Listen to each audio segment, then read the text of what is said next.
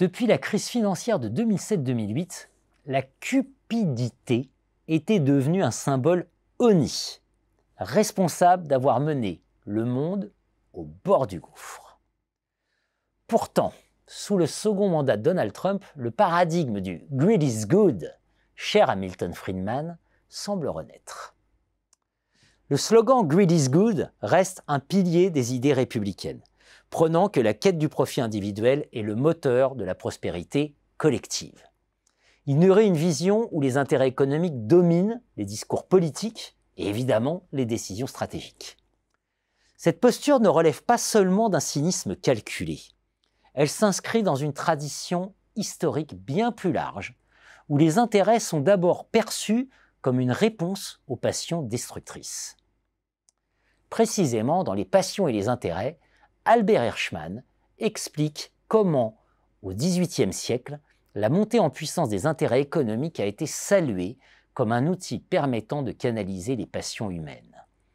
À une époque marquée par les conflits religieux, politiques, idéologiques, l'idée était simple: remplacer ces forces chaotiques par une logique pragmatique, celle des intérêts matériels.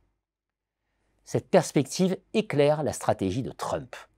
Dans un monde polarisé où les tensions identitaires et idéologiques s'intensifient, recentrer les priorités sur les intérêts, qu'ils soient individuels ou nationaux, apparaît comme un moyen de rétablir une forme de rationalité. En ce sens, le grid version Trump peut être vu comme un pragmatisme stratégique plutôt qu'une simple provocation comme on le croit trop souvent. L'approche de Trump se traduit notamment par ses négociations commerciales. Derrière les effets d'annonce souvent spectaculaires, la logique reste toujours celle des intérêts bien compris. Maximiser les bénéfices économiques pour les États-Unis, limiter les déséquilibres perçus et renforcer une certaine autonomie nationale. Cette approche rappelle la célèbre maxime de Charles de Gaulle: les États n'ont pas d'amis, ils n'ont que des intérêts. Appliqué aux entreprises, ce principe invite les dirigeants à adopter une vision claire, focalisée sur ce qui sert leurs objectifs à long terme, tout en évitant de se laisser submerger par des passions ou des idéologies contre-productives. Le retour du grid façon Trump n'est donc pas qu'un anachronisme ou une provocation comme on le lit ou comme on l'entend trop souvent. Il s'appuie sur une logique historique où les intérêts permettent de ramener un certain ordre dans un monde en proie aux passions. Cette leçon doit donc nous interpeller. Savoir identifier, articuler, défendre ses intérêts peut être un levier des plus puissants. Mais une autre leçon de l'histoire, c'est que si les intérêts peuvent discipliner les passions, ils ne les éclipsent jamais complètement.